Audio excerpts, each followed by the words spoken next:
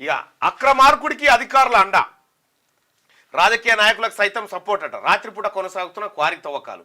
తొగ్గుడెంలో మళ్లీ తోడేస్తున్నారు. అర్ధరాత్రి యథేచ్ఛగా కంకర తరలింపు.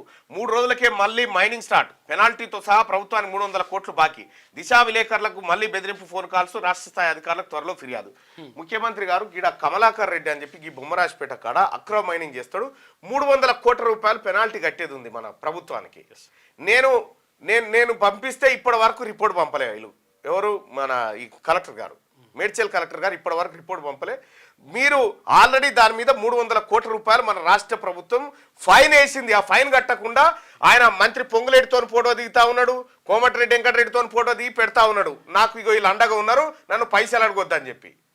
ప్రభుత్వం 300 కోట్లు వసూలు చేయాలడా? కమలాకర్ రెడ్డి క్రషర్ మిషన్ ఆయన